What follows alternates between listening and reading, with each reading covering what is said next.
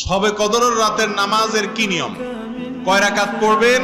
প্রথম রাকাতে কোন সূরা পড়বেন, কতবার পড়বেন? দ্বিতীয় রাকাতে কোন সূরা পড়বেন, কত রাকাত পড়বেন? জানা আছে তো আপনাদের? জানা নাই? একজনও জানেন না? ইন্না লিল্লাহি ওয়া ইন্না ইলাইহি রাজিউন। হাজার হাজার মানুষের বিশাল সমাবেশ, আপনারা একজনও শবে কদর নামাজের নিয়ম জানেন না? এটা খুব খারাপ কথা ভাই, নিয়ম তো জানতে হবে।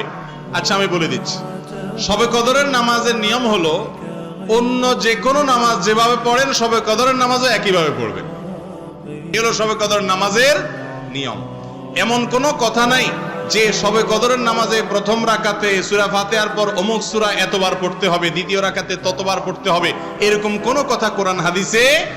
এগুলা মন গড়া বিভিন্ন সিস্টেম, বিভিন্ন পদ্ধতির কথা, বিভিন্ন আপনার বাজারে নামাজ শিক্ষার বই নামে অনেক বই আছে, সব বই না, কিছু কিছু বই আছে।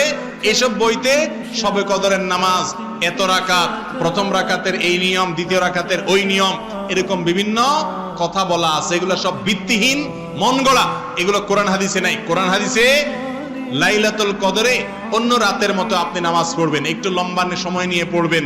যে কোনো রাতের নামাজ, তাহাজ্জুদের নামাজ লম্বা সময় নিয়ে পড়তে হয়। দীর্ঘ রাকাত, দীর্ঘ রুকু, দীর্ঘ সিজদা, আস্তে আস্তে তেলাওয়াত, আস্তে আস্তে তাসবিহ এবং সময় নিয়ে পড়বেন। দুই রাকাত করে পড়বেন, যে কোনো সূরা দিয়ে পড়তে